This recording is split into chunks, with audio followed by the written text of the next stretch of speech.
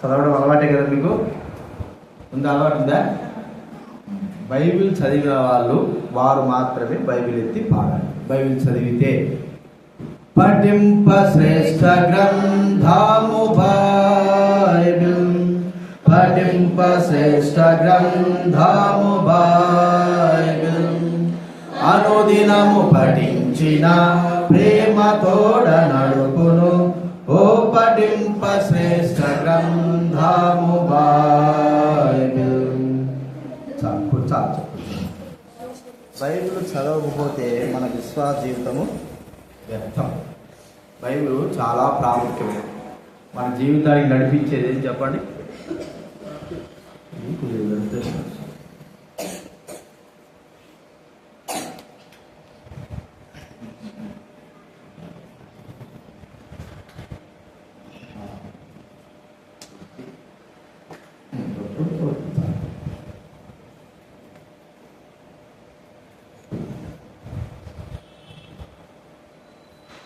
దేవుని వాక్యంలో ఆరాధనలో ప్రవేశింపక మునుపు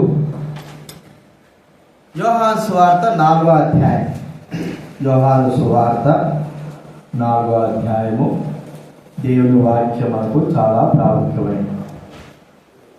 బైబిల్ లేనివారు కదా, బైబిల్ ఉండదు, బైబిల్ దానిపై బైబిల్ ఏంటి?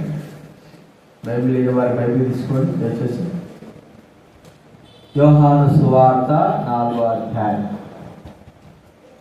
24వ వచనం మనం అందరూ కూడా కలిసి చదువుకుందాం. బైబిల్ వెనక భాగం నుంచి 83వ పేజీ.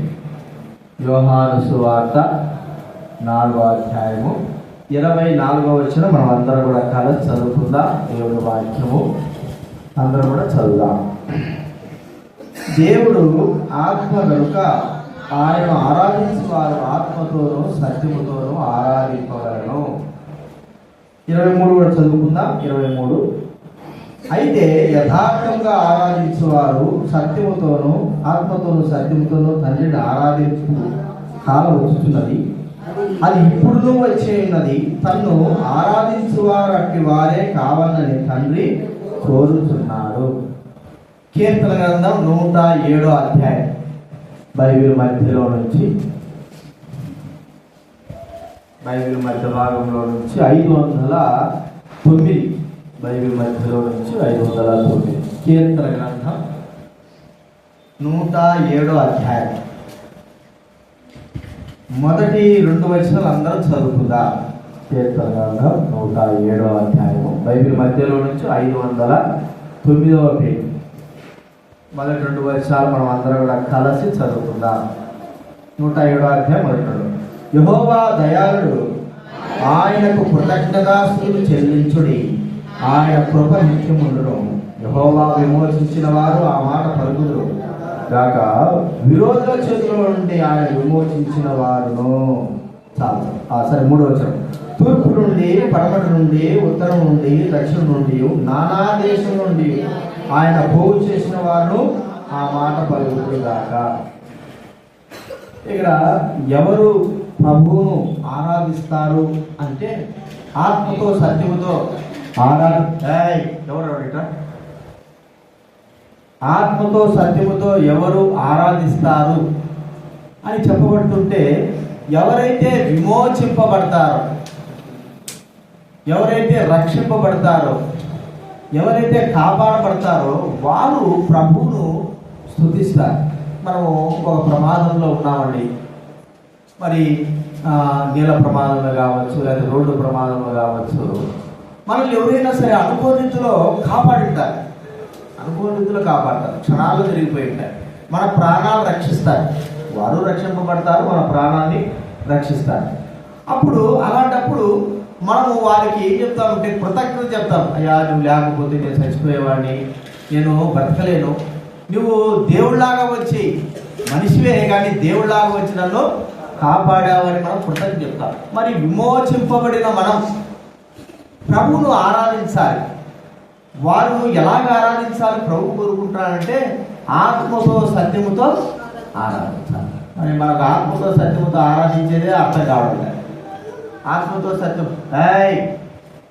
ఏమ్రా పక్కన పెట్టేదే కారు చూడు, ఆత్మతో సత్యముతో ఆరాధించే విషయం. ఆత్మతో సత్యంతో ఆరాధించాలంటే అంత తేలికైన విషయం కాదు. ఏ వ్యక్తి హృదయంలో అయితే మరి గొప్ప కార్యం జరుగుతుందో, ఏ వ్యక్తి జీవితంలో అయితే బలమైన కార్యం జరుగుతుందో, ఏ వ్యక్తి జీవితంలో అయితే ఆశ్చర్యకార్యం జరుగుతుందో ఆ వ్యక్తి ఖచ్చితంగా ప్రభువును ఆరాధిస్తాడు. ఆశ్చర్యకార్యము, బలమైన కార్యము లేదా గొప్ప కార్యము దేవుని ద్వారా ఏ కార్యము మానవ హృదయంలో జరగదో ఆ వ్యక్తి ఆరాధించలేడు. ఎందుకంటే ఆ వ్యక్తి హృదయంలో దేవుడు చేసినటువంటి కార్యములు లేవు కాబట్టి ఆ వ్యక్తి ఆరాధించలేడు. ఇది నాన్న ఆరాధించేవారు కావాలని చూస్తున్నాడు ఆయన. ఎవరెవరు ఆరాధిస్తారు? ఇప్పుడు చూడండి, మనం అందరం వచ్చుంటున్నాము పలుపుల ఆలోచనతో, పలుపులతో, తాల్పులతో ఇళ్ళ నుంచి వచ్చారు.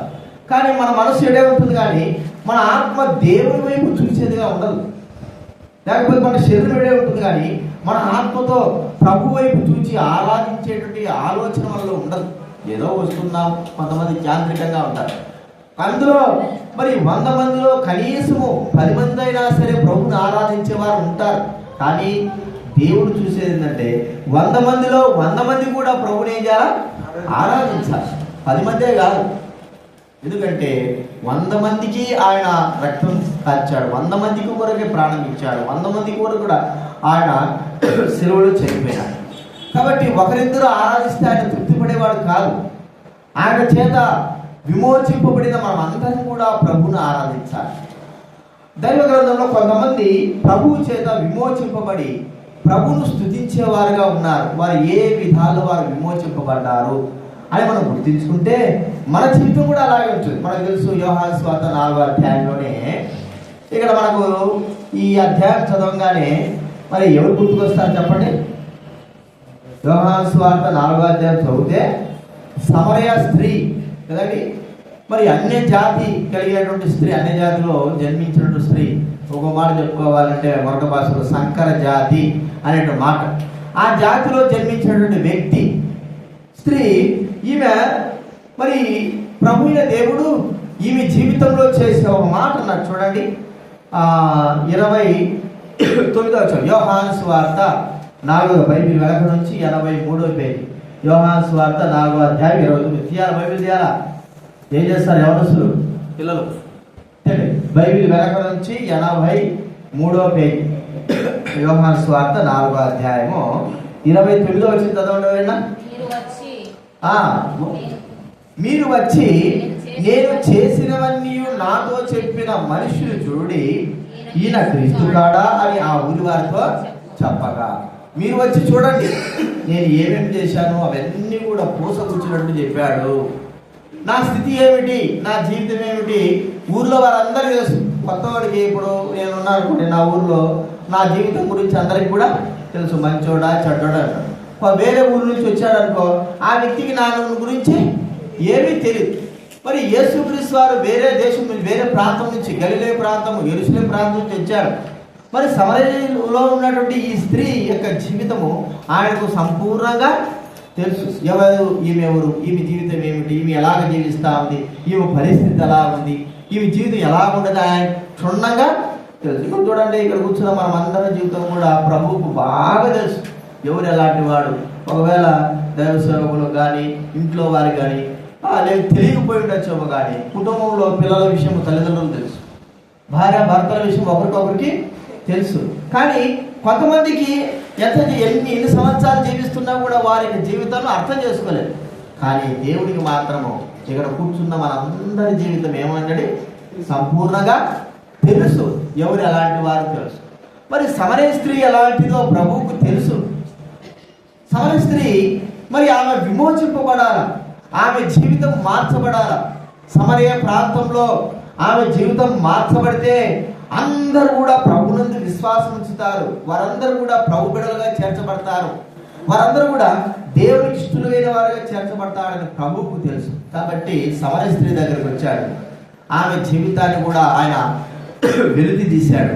ఆమె జీవితం ఎలాంటిదో ఆమెకు చూపించాడు. మరి ఇవన్నీ సందర్భాలు జరిగిన తర్వాత మనం చూస్తూ ఉంటే సమరయ స్త్రీ జీవితంలో మరి ప్రభు ఆమెకు ఇచ్చినటువంటి జీవజలం, ఆమె ప్రభునందు ఏమి పొందింది అనేది మనం ఆలోచిస్తే నిత్య జీవము, పాప క్షమాపణ. ప్రియమైన వారలారా, ఇదివరకు ఏ మానవుడు కానీ ఏ వ్యక్తి కానీ తన జీవితంలో ఇలాంటి గొప్ప కార్యము చేయలేదు.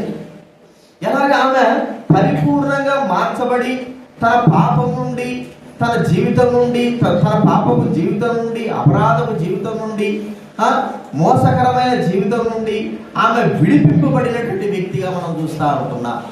ప్రియమైన వారు, ఇక్కడ కూర్చున్న మనము మన జీవితాలు ఒకసారి గుర్తిస్తే, నీ జీవితంలో పాపం జీవితం నుంచి విడిపింపబడ్డావా? పాపం నుంచి నీవు దూరపరచబడ్డావా? పాపం నుంచి విమోచింపబడ్డావా? అలాగైతేనే నీవు ఆరాధిస్తావు. పాపం నుంచి విమోచింపబడలేని వారు ఏ మానవుడైనా సరే ఆరాధించలేరు. ఎందుకంటే పాపమును మన బాగా తెలుసు. యేసుక్రీస్తు వారు మరి ఆ యొక్క సీమోను ఇంటికాడికి వెళ్ళినప్పుడు, పరిసయుడైన సీమోను ఇంటికాడికి వెళ్తే అక్కడ ఒక పాపాత్మురాలు ప్రభు దగ్గరకు వచ్చింది. ఆమె యొక్క పేరు మరి ప్రజలను పలికే విషయం పాపాత్మురాలు. ఆమె జీవితం కూడా ఎలాంటిదో మనకు బాగా తెలుసు. ఆమె వచ్చింది ప్రభు దగ్గరకు వచ్చి తన యొక్క విలువైనటువంటి అత్తరుని ఆయన తల మీద పోసి ఆయన కాళ్ళను కూడా తన కన్నీళ్లతో కడిగి పవిత్రపరిచింది. ప్రియమైన వాళ్ళరా, ఇంత పాపాత్మురాలు ప్రభు దగ్గరికి ఎందుకు వచ్చిందంటే తన పాపం నుండి, తన అపరాధం నుండి విడిపించేటువంటి వ్యక్తి, తనను పవిత్రపరిచే వ్యక్తి కేవలము యేసు ప్రభు తప్ప ఎవరు కూడా లేరు. చూడండి, ఆమె పాపం పని చేస్తూ ఉంటే ఎవరైనా సరే అమ్మా నువ్వు ఎందుకు పాపం పని చేస్తున్నామని చెప్పేవారు కాదు. ఇంకా తనతో పాపం చేయడానికి ఇష్టపడేవారు ఉన్నారు. అలాంటి స్థితిలో ప్రభు ఆమె జీవితంలో ఒక గొప్ప కార్యం చేశాడు. ఏంటంటే, కుమారి నీ పాపములు క్షమింపబడ్డాయి. చూడండి, లూకా రాసిన సువార్త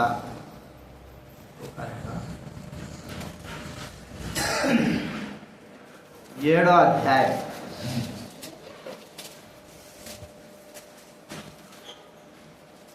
లూకా రాసిన సువార్త 7వ అధ్యాయం 46వ వచనం చదవండి ఎవరైనా. లూకా రాసిన సువార్త 7వ అధ్యాయము 46వ వచనం. బైబిల్ వెనక నుంచి 58వ పేజీ. నీవు నూనెతో నా తల అంటలేదు కానీ ఈమె నా పాదములకు అత్తరు పోసెను. ఆమె విస్తారంగా ప్రేమించాను కనుక ఆమె విస్తార పాపములు క్షమింపబడి నీతో చెబుతున్నాను. ఎవరికి కొంచెంగా క్షమింపబడిన వాడు కొంచెంగా ప్రేమించునని చెప్పి నీ పాపములు క్షమింపబడి ఉన్నవని ఆమెతో చెప్పాను. చూడండి, నీ పాపాలు క్షమింపబడ్డాయి. ఎంత గొప్ప విషయం అండి. ఎక్కడి నుంచి విమోచింపబడిందామంటే తన పాపం నుండి, బయట ఎక్కడి నుంచో కాదు, ఎక్కడో వచ్చేటువంటి ప్రమాదం నుంచి కాదు. కరెంటు ప్రమాదము, నీళ్ళ ప్రమాదము, రోడ్డు ప్రమాదము, ఇంకా పలు విధాల ప్రమాదం నుంచి కాదు. తనలో ఉన్నటువంటి పాపం అనే ప్రమాదం నుంచి ఆమె విడిపింపబడింది. తనలో ఉన్న పాప ప్రమాదం.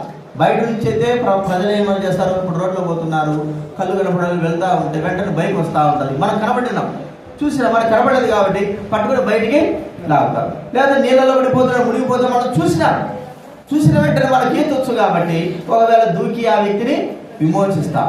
మరి మనలో ఉన్నటువంటి, మనల్ని పాడు చేసేటువంటి మన పాపం నుంచి మనల్ని ఎవరు విడిపిస్తాడు? మనలో ఉన్న పాపం మనకి ఎవరు కనపడతారు? దాన్ని విమోచించేటువంటి ఆ యొక్క ఆలోచన తలంపు ఎవరికి వస్తుంది? ఏ మానవుడు కూడా మనలో ఉన్న పాపాన్ని బయటికి లాగలేడు, మనలోని పాపం నుంచి విమోచించలేడు. యేసుక్రీస్తు వారు మాత్రమే మనలో ఉన్న పాపాన్ని బయటికి లాగగలవాడు, విమోచించగలవాడు, పాపం నుంచి మరి దూరపరచగలడు. కేవలము మనలో ఉన్నటువంటి పాపమును అలాగా చేయగలిగిన వాడు యేసుక్రీస్తు వారు మాత్రమే. ఎందుకంటే మన కొరకే ఆయన ప్రాణము పాప క్షమాపణ నిమిత్తమై ప్రాణం పెట్టాడు. మనల్ని విమోచించడానికి కొరకే ప్రాణం పెట్టాడు.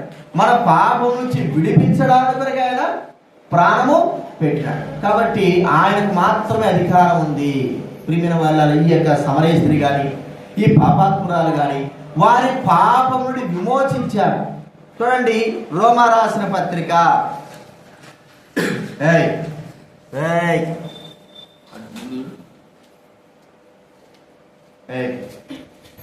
ఇట్లా ముందుకు రండి, ఇట్లాండి రమ్మని చెప్పి ఎందుకు రాడు, అలా చేయదు. 6వ అధ్యాయం, రోమా రాసిన పత్రిక 6వ అధ్యాయం 18వ వచనం. ముందుకు నువ్వు జ్ఞానం పాపము నుండి విమోచింపబడి, ఎక్కడ ఏ దానికి దాసులయ్యారండి? నీతికి దాసు. పాపముని విమోచన. వాళ్ళరా సమస్యే కాదు, పాపాత్మురాలే కాదు, అనేకమైన వారు తమ పాపం నుండి విమోచింపబడ్డారు. శివ మీద దొంగ ఎంతమంది ఈ దినాలు ఇక్కడ కూర్చున్నా నీవు కూడా పాపం నుంచి విమోచింపబడ్డావా? అలా అయితే నీలో నుంచి ఆరాధన వస్తుంది. పాపం నుంచి విమోచింపబడకపోతే మనకు ఆరాధనే రాదు. ఎందుకు మరి వారు ఎందుకు ప్రభుని ఆరాధిస్తున్నారంటే వారి పాపముని దేవుడు విమోచించాడు, రక్షించాడు, కాపాడాడు, సహాయం చేశాడు.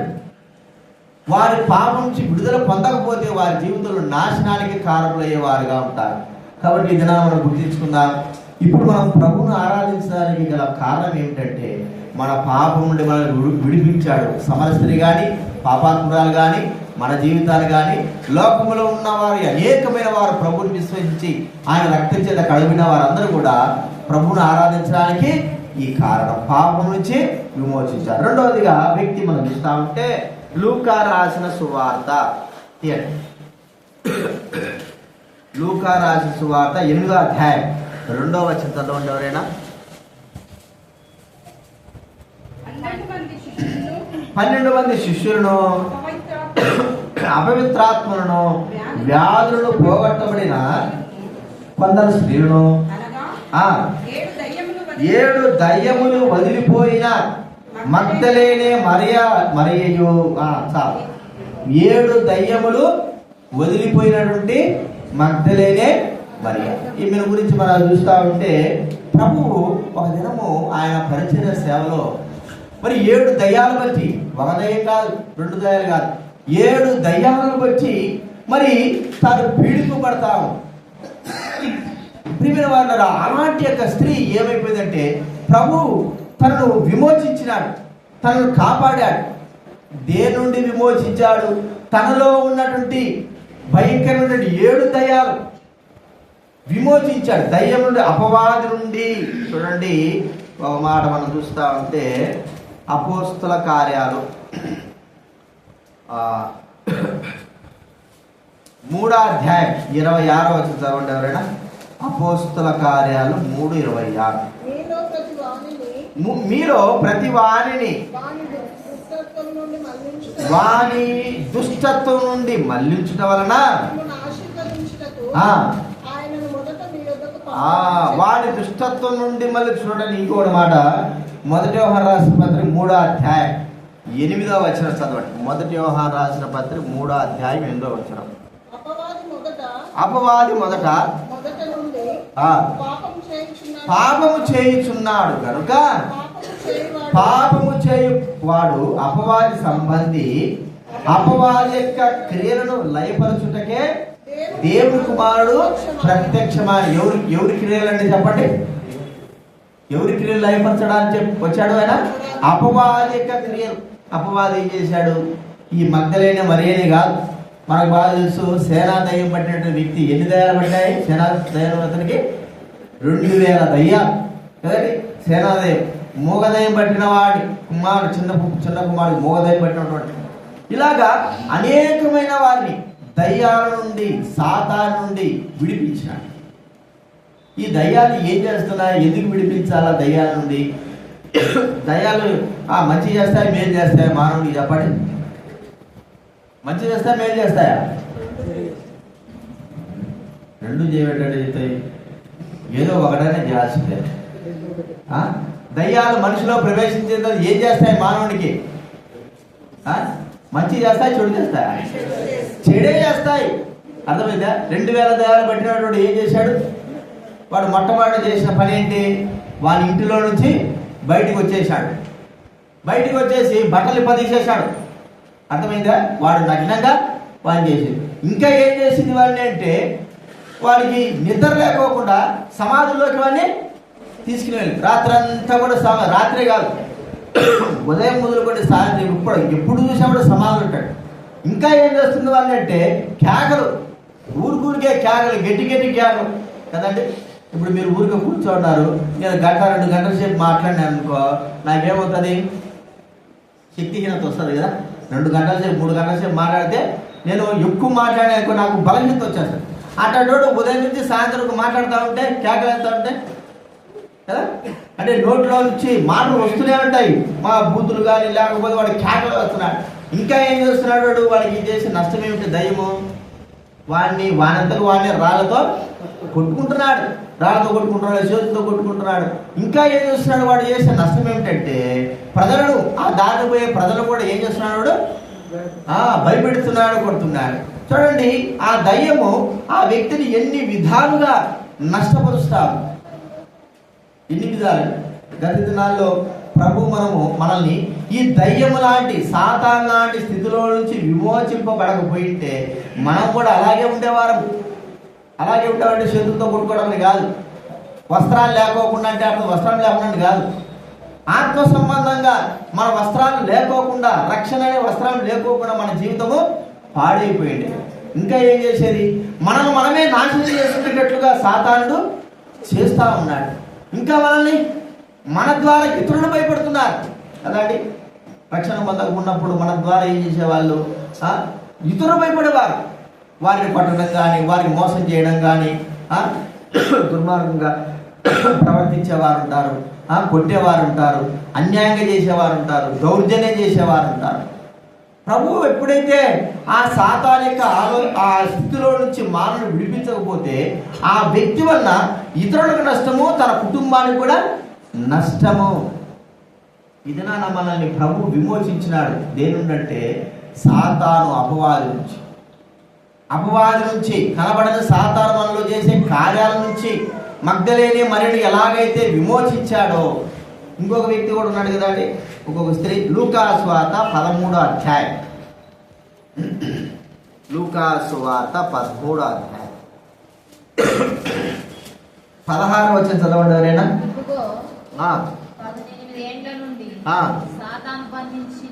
సాతాను బంధించిన అబ్రహాము కుమార్తె అయిన విడిపింప తగదా. ఎన్ని సంవత్సరాలు బంధించిందంటే సాతానుడే 18 ఏళ్ల నుండి. ఎట్ట బంధించేసిందంటే ఆమె నడుమును వంగిచ్చేసేసింది, అంటే గూనిగా అయిపోయారు, నడవలేని పరిస్థితి. ఎన్ని సంవత్సరాలంటే 18 సంవత్సరాల నుంచి బంధించి పెట్టుందట. ఆమెకు వాస్తవానికి గూని వచ్చేది కాదు. ఆమెలో ప్రవేశించిన సైతాన్ ఏం చేసిందంటే ఆమె నడుము వంగిపోయేటట్టు చేసేసి ఆమె జీవితాన్నంతా 18 సంవత్సరాలు తన జీవితాన్ని నాశనం చేసి, కట్ల నుండి అని మాట ప్రభు అన్నాడు. ఏమన్నాడట? సాతాను బంధించి కదండి. ఇంకేమన్నాడు? విశ్రాంతి ముందు ఈ కట్ల నుండి, సాతాను యొక్క కట్లు బంధించడం. వారిరా ప్రభువు మనల్ని రక్షించాడు, విమోచించాడు. ఎప్పుడైతే యేసుక్రీస్తు వారి శిలువలో మరణించినాడో, మరి ఏ వ్యక్తి అయితే యేసు ప్రభు వైపు చూస్తాడో ఆ వ్యక్తి సాతాను తనని ఎంతగా బంధించిన ఆ కట్ల నుంచి విడిపింపబడతాడు. మనకు బాగా తెలుసు యాత్రికుడి ప్రయాణం. ఎంతమంది తెలుసు చెప్పండి? యాత్రికుడి ప్రయాణం తెలుసు? యాత్రికుడి ప్రయాణం లేదా? ఏదంటే బైబిల్ తర్వాత అత్యధికంగా అమ్ముడు పోయేటట్టు పుస్తకం తెచ్చుకోండి. యాత్రికుడి ప్రయాణం. ఏవేవో చదువుతారు, యాత్రికుడి ప్రయాణం చదవలేరా? యాత్రికుడి ప్రయాణంలో జాన్ బన్యన్ గారు, ఆయనకు దేవుడు దర్శనం ఇచ్చాడు. ఏమనిచ్చాడంటే, ఒక వ్యక్తి వెళ్తా ఉన్నాడు. ఎలా వెళ్తున్నాడంటే వీపు పైన పెద్ద మూట కట్టబడింది, తనకు కట్టేసుకున్నాడు కదండి. సాకులో తీసుకోపోతాడు, వీపు పైన మూటలు తీసుకోపోతాడు. చూసినారు కదా మీరు? పెద్ద మూట వేసుకొని పోతా ఉంటారు.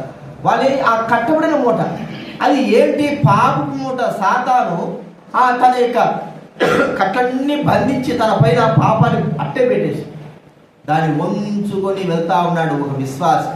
వెళ్తా ఉంటే మరి కొండపైన చూసినప్పుడు ఒక సిలువ కనపడింది. సిలువ కనపడినప్పుడు ఎప్పుడైతే ఆ సిలువ వైపు ఈ వ్యక్తి చూచాడో సాతాను కట్లు తలపైన ఉన్నటువంటి అన్ని కూడా ఒక్కసారిగా దిగిపోయి ఏమైపోయినాయి? బరువుగా దొరికిపోయినాయి. అర్థమైంది ఇప్పుడు. కాబట్టి సాతాను బంధించినాడు. ఆ వ్యక్తి నుండి ఎవరు విడిపించారంటే యేసుక్రీస్తు వారు. ఎంతమంది ఆమెకు సహాయం చేయాలని కోరుకుంటారు, ఎంతమంది ఆమెను విడిపించాలని కోరుకుంటారు, ఎంతమంది తను మరి బాగు చేయాలని కోరుకుంటారు. ఒక్కరి వల్ల కూడా కాదు. కానీ యేసు ప్రభు మాత్రమే వచ్చి ఆ సాతానును కట్టడి నుండి ఆమెను విడిపించి ఆమె నడువును బాగు చేసి చక్కగా నిలబెట్టాడు. ఈ దినాన మన జీవితంలో కూడా సాతాను నుంచి విడిపించినాడు ప్రభు. సాతాను నుంచి విడిపించకపోతే మన జీవితం ఎలా ఉండేదంటే నిత్య నరకప్రాయముగా, ఇతరులను కూడా బాధ పెట్టేవారంగా, దుర్మార్గప్రాయముగా ఉండేవారు కదా. ఒకసారి ఒక సౌత్ ఆఫ్రికాలో ఒక సేవ చేయడానికి వెళ్ళాడు ఒక వ్యక్తి. బాగా విన్నాడు. వెళ్తే అక్కడ ఒక పెద్ద చెట్టు ఉంది. చెట్టు దగ్గర ఒక నల్లటి వ్యక్తి, సౌత్ ఆఫ్రికా వాళ్ళు కదా, కూర్చొని ఆ బుక్ బైబిల్ చదువుతా అన్నాడు. నల్ల పుస్తకం అంటే పైన అట్ట నల్లగా ఉంటారు కదా, అలా చదువుతా అన్నాడు. నేను వచ్చాడు ఒక వ్యక్తి, స్వార్థ సేవ చేయడానికి కాదు కానీ ఏదో చూడడానికి వెళ్ళిన వ్యక్తి. అక్కడ కూర్చొని ఆ వ్యక్తి చూసి, ఏదే నువ్వు చదువుతున్నావు అంటే, ఇది బైబిల్ అంటే, అరే నువ్వు కూడా బైబిల్ చదువుతున్నావా? ఏదో ఎగతాలు చేస్తున్నాడు అంటే, ఏదేదో చెప్తున్నాడు అంటే ఎగతాలు చేస్తున్నాడు. ఈ వ్యక్తికి ఏం చెప్తున్నాడు? పాపం చెప్తున్నాడు. పాపం చెప్తా ఉంటే, సరేయ్యా నువ్వు మరి దేవుడు నమ్మవు కదా, దేవుడు అంటే నీకు విశ్వాసం లేదు కదా, సరే నేను నీవు ఒకటి చూపిస్తాను, ఆ చెట్టు వెనకాలకి రా అన్నాడట. చెట్టు వెనక్కి, ఆ చెట్టు పెద్ద చెట్టు, దాని వెనకల తీసుకుపోయాడు. చూపిస్తే అన్నీ కూడా మనిషి చచ్చిపోయిన పుర్రెలన్నీ కూడా ఏమవుతున్నాయి? వేలాడుతూ ఉన్నాయట. అన్నీ చంపేసిన మనిషి చనిపోయిన పుర్రెలను ఏం చేశాడు? వేలాడి కట్టుకున్నాడు. ఇవన్నీ ఏంటో తెలుసా? భయపడిపోయినాడు కదంటే. మనం సమాజంలో పోతే పుర్రెలు చూస్తే ఏమవుతుంది? భయం వస్తుంది. భయపడిపోయి ఎందుకు నాయన, ఒకటా రెండా, ఎన్నో ఉన్నాయి, చాలా ఉన్నాయి. ఇవన్నీ ఏంటి నీకు తెలుసు కదా అని. అవునాయ, చచ్చిపోయిన శవాలు పుర్రెలను ఏలాడుతున్నాయి. ఎవరు చంపారంటే నేనే చంపినాను, వీళ్ళందరినీ కూడా నేనే చంపినాను. ఒక వ్యక్తి వచ్చాడు, మరి ఆ చిన్న పుస్తకం బైబిల్ నాకు ఇచ్చాడు, దీని ద్వారా నువ్వు రక్షణ పొందని చెప్పాడు. దానికి ఎందుకో నేను ఆ వాక్యం చదవడం ద్వారా నేను రక్షింపబడ్డా, నా జీవితం మార్చబడింది. ఒకవేళ కానీ ఈ నల్ల పుస్తకం నా దగ్గర కానీ లేకపోయింటే నీ తలకాయ కూడా ఏడండి ఈ చెట్టుకే ఏలాడుతూ ఉండిందో.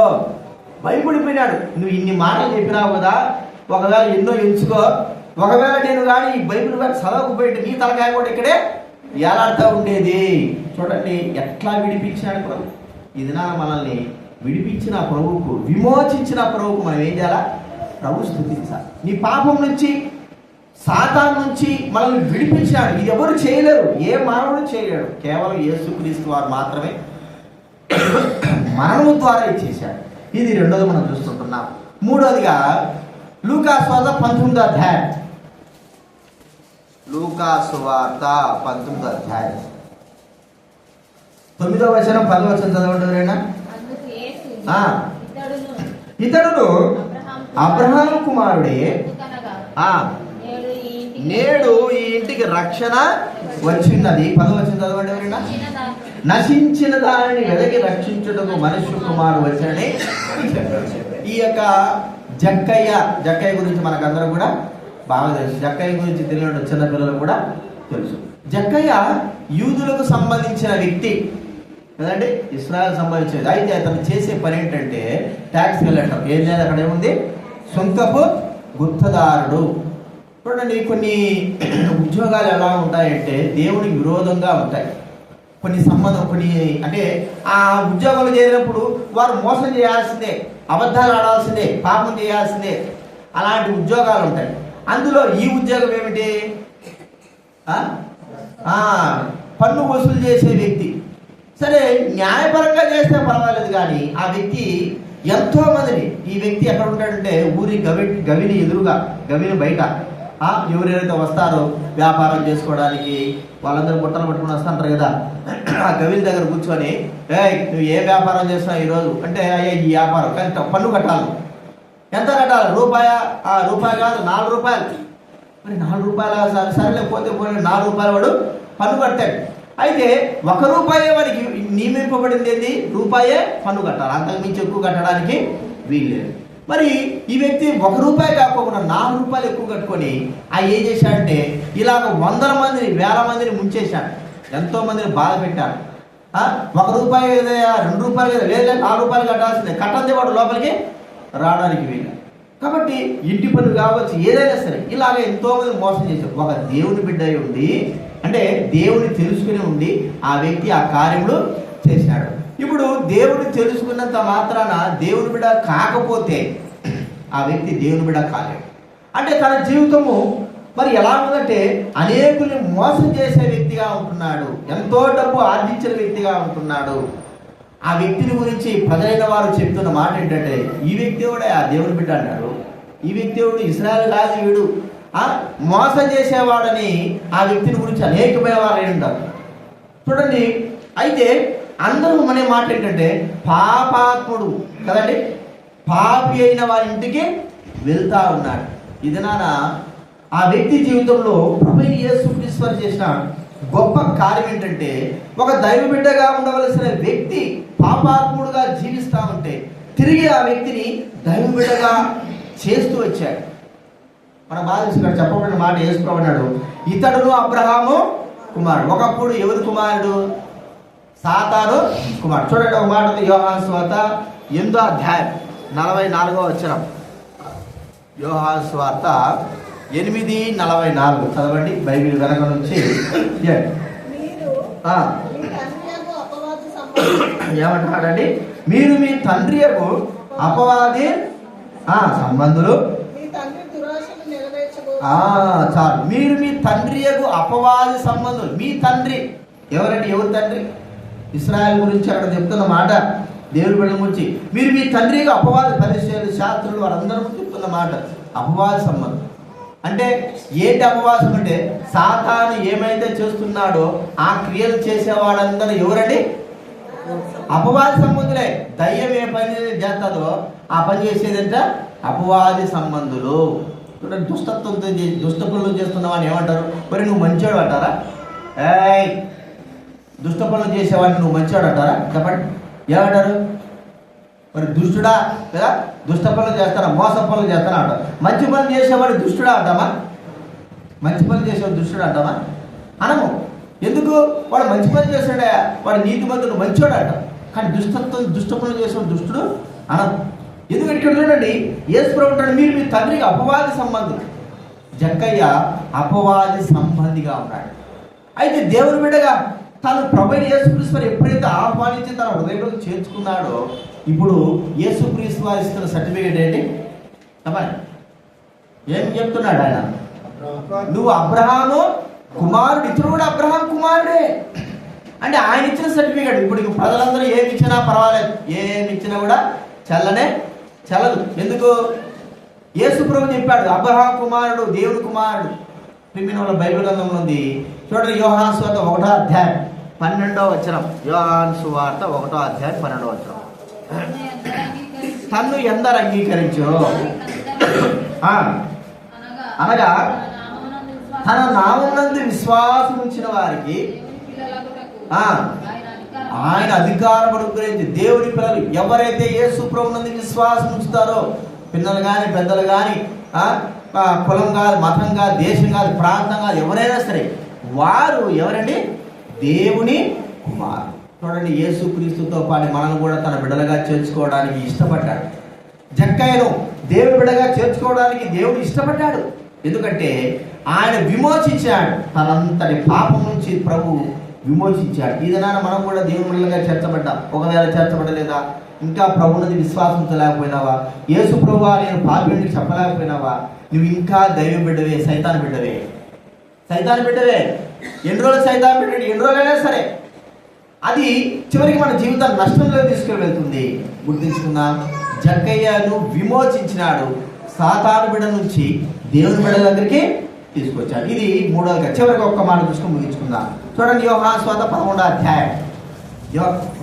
యోహాను సువార్త 12వ అధ్యాయం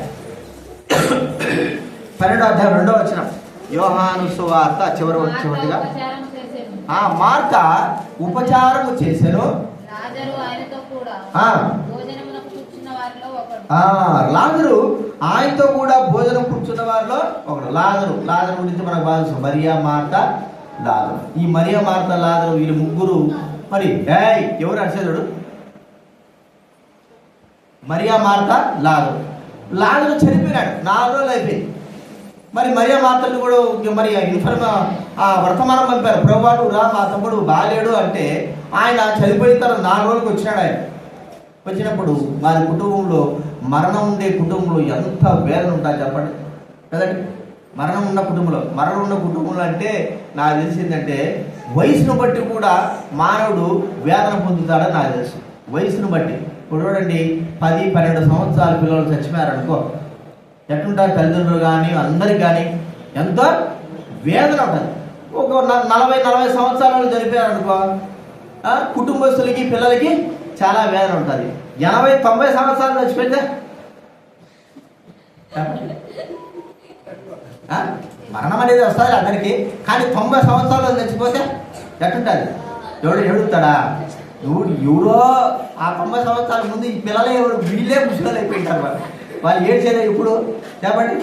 చనిపోయింది. ఒకవేళ బతికితే 90 సంవత్సరాలు కూడా అప్పుడు ఏడుస్తారు, బతికితే ఏడుస్తారు.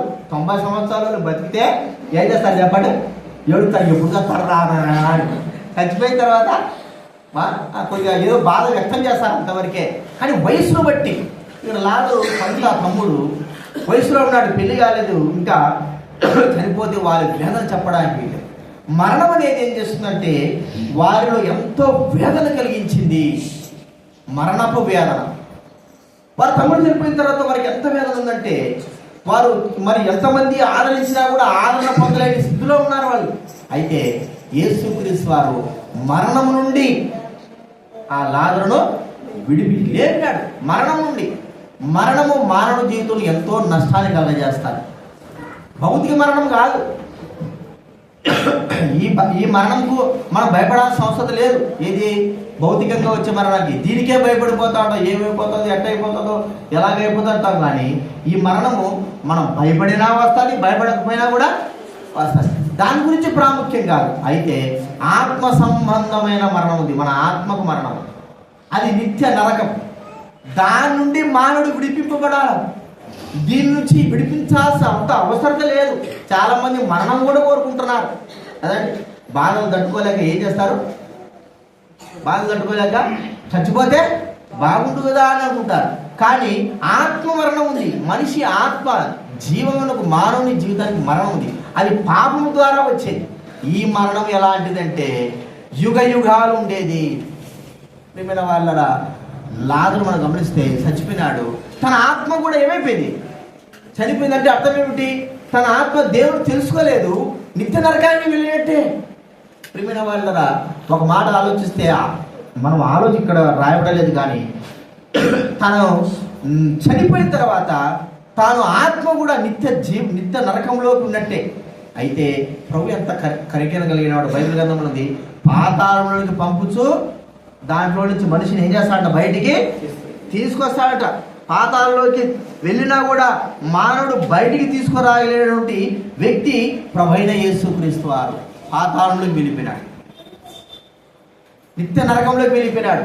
అయితే దేవుడు కృపా మహదేశ్వరం బట్టి యేసుక్రీస్తు వారి మాట చేత ఆ వ్యక్తి బయటకు వచ్చేసినాడు. మరణము నుండి విడిపింపబడ్డాడు. మరణం ప్రతి ఒక్కరికి వస్తుంది. నిత్య మరణం నుండి విడిపింపబడ్డాడు. ఇప్పుడు ప్రభువును ఆరాధించుకుని ఉంటాడా? ప్రియమైన వాళ్ళరా, మనందరి జీవితంలో కూడా ప్రభు నిత్య నరకం అనేటువంటి మరణం నుండి మనల్ని ఏం చేశాడని ఆయన విడిపించాడా లేదా? చేయొద్దండి. ఎవరైతే నన్ను నిత్య నరకం నుంచి విడిపించాడు అన్న వాళ్ళు చేయొద్దండి. నిజంగా నన్ను ఉన్నదే చెప్పండి, తప్పేం లేదు. అంటే మీరందరూ ఎత్తలేదు, మీరే చేయలేదు. నిత్య నరకం నుంచి నన్ను విడిపించినాడు అన్నవాళ్ళు అంటే ఇంకా చాలామంది ఉన్నారు. మనము రావడం ప్రాముఖ్యమే కానీ నిత్య నరకం నుంచి విడిపింపబడాలి. ఈ లోకంలో డబ్బు, ఆస్తి, ఫలాలు, లేకపోతే ఉద్యోగాలు, పిల్లలు, ఇవన్నీ ఏం శాశ్వతం కాదు. మన ఆత్మ శాశ్వతం. ఈ ఆత్మ ఎక్కడికి పోతుందో అది గుర్తించుకో. దీన్ని ఇప్పుడే నువ్వు ఏం చేసుకోవాలి? నేను చూడండి, ఒక్క చిన్న ఉదాహరణ చెప్తాను. మా బాబా తెలుసా, మీకు తెలుసు కదా. ఆధార్ కార్డులో చిన్న కొమ్ము తప్పుపడిందండి. 6 ముళ్ళ ఉండాల్సిన 6 మళ్ళా ఉంది. ఎంఏ ఉంది, ఎంయు రావాలా? ఏముందిలే అని నేనే అని తెలిసినట్టు ఏముందిలే చేసుకోవచ్చులే, ఏముందిలే చేసి మార్చుకోవచ్చులే అని పోతే కరెక్ట్ రాయాలి. 10th క్లాస్ కదా, ఏం చెప్తారు వాళ్ళు? 10th క్లాస్ సర్టిఫికేట్లో రాయాలి, కరెక్ట్గా రాయాలి. సార్ మీ దాంట్లో ఈ పాపం తప్పు ఉంది, మీ అన్ని రైట్లు ఉన్నాయి, ఈ పాపం తప్పుడు మార్పించుకోరండి అని. ఇప్పుడు ఆడకపోతే మారుస్తారు. ఇప్పుడు పోతే మారు ఆంధ్రాకి పోవాలా? సరే అండి పాప నాకు బాగాలేదు కదా, అక్క పోయింది, పోతే ఆడకపోతే వాళ్ళు ఏమన్నారంటే బర్త్ సర్టిఫికేట్ తీసుకురని అంటున్నారు. సరే బర్త్ సర్టిఫికేట్ ఉంది, దాంట్లో ఏముంది, ఉత్త ఇన్సర్ మాత్రమే ఉంది, పూర్తి పేరు లేదు. అది ఎప్పుడో తీసుకుని అటు చేసినారట వాళ్ళు.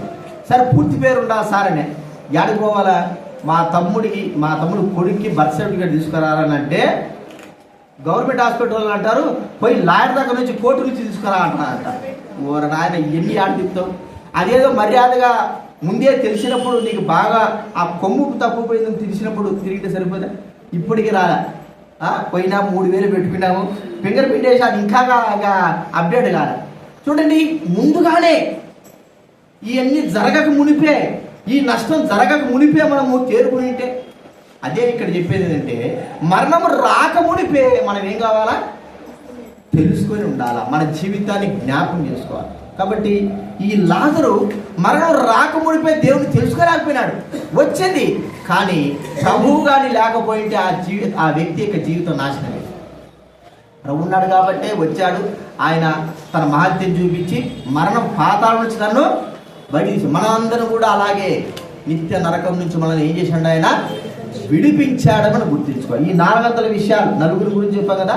ఎవరంటే ఫస్ట్ చెప్పాలి, సమరయ స్త్రీ పాపము నుండి విడిపించినాడు దేవుడు. రెండోది ఎవరు, మగ్దలేనే మరియ, సాతాను నుంచి మనల్ని ఏం చేశాడు, ఆయన విడిపించాడు. మూడోదిగా జక్కయ్య కదండి, దేవుని బిడగా ఆయనను చేసి పాపం నుంచి తను విడిపించాడు. చివరిగా ఎవరు, లాజరు కదండి, మరణం నుండి తనను.